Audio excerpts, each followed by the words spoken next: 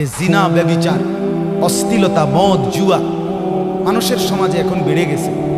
আর অশ্লীলতা আর বেহায়াপনা, জিনা, ব্যভিচার, মদ, জুয়া যখন বেড়ে যায়, আল্লাহর আযাব তখন খুব কাছায়া যায়। তো আল্লাহই দয়া করে যেন আল্লাহর কিছু বান্দাদের কলিজার মধ্যে মাদ্রাসা, কোরআনের খেদমতের স্বপ্ন জাগায় দিছে। জায়গায় জায়গায় ছোট ছোট মাদ্রাসা হইছে, গ্রামে, মহল্লায় মহল্লায়, এলাকায় এলাকায়।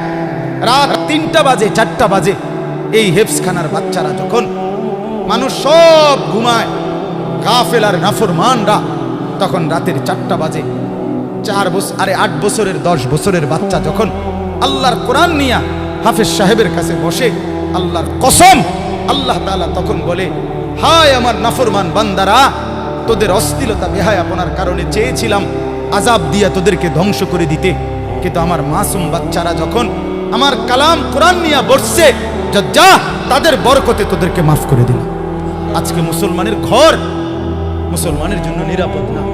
কি অবস্থা! আমার নিজের ঘরে টেলিভিশন চলে সারাদিন সারা রাত, নিজের ঘরে আপন ভাই সারা রাত উলঙ্গ ছবি দেখে, আপন বোন সারা রাত অন্য ছেলের সাথে অশ্লীল আলাপ করে, আপন মা বেপর্দা ঘোরে, আপন বাপ বিড়ি, সিগারেট, মদ, জুয়া, গালি গালাজ, হারাম উপার্জন করে। তাহলে আপন ঘর এক মুসলমানের জন্য নিরাপদ হইল? পৃথিবীর কোনো যুবক প্রথম নিজে নিজে বিড়ি সিগারেট খায় না, কোনো বন্ধু তাকে এটা অভ্যস্ত করে। পৃথিবীর কোনো মানুষ প্রথম জিনা ব্যভিচার নিজে নিজে করে না, কোনো অসৎ বন্ধু তারে অসভ্য নারীর ফান্দে ফেলে দেয়। সব বেঈমান খাইতেছে কিনা দুনিয়া? তো আল্লাহ তাআলা বলে, কুলু ওয়া তামাত্তাউ কালিলান, এই নাফরমান, কিছু সময়ের জন্য দুনিয়ার মধ্যে খা, ভোগ কর, ইন্নাকুম মুজরিমুন, কিন্তু মনে রাখিস তুই কিন্তু নাফরমান, তুই কিন্তু পাপী, আমি কিন্তু তোরে ছাড়বো না। কবরের প্রথম রাত থেকে হাসরের ময়দানে আমি দেখবি তুই বান্দা আমি কত কঠিন, কত কঠোর। ভাত খাইতে লইছো, খাও বান্দা, এখানে আটকামু না, এখানে আমি জানোয়াররাও আটকাই না, আমি জন্তু জানোয়াররাও খাইতে দেই, তোরে দিতাম না কেন বেটা, খা বেটা।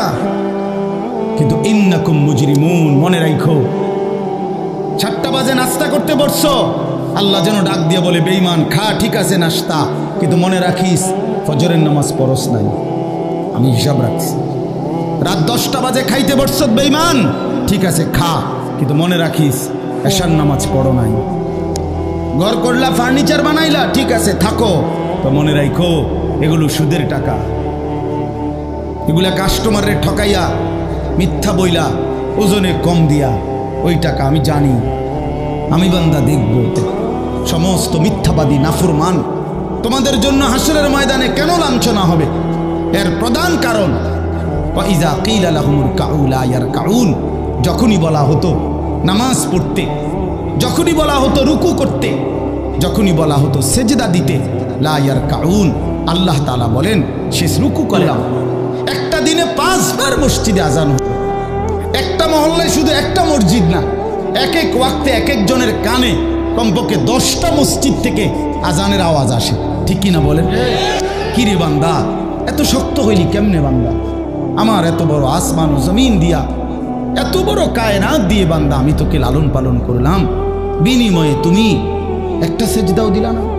365 দিনে খোদার একটা বছর কোনো দিন ফজরের নামাজ পড়লা না। এই জন্য নওজোয়ান, আমার অনুরোধ রইল, নওজোয়ান, নিজেরে বরবাদ করে দিও না বাপ, নিজেরে শেষ করে দিও না, নষ্ট করে দিও না, কষ্ট পাইবা বাপ। একদিন কবরে তোমার 14 গোষ্ঠীর কেউ থাকবে না, একদিন হাসরের ময়দানে তোমার পাশে কেউ থাকবে না, তুমি শুধুই একা।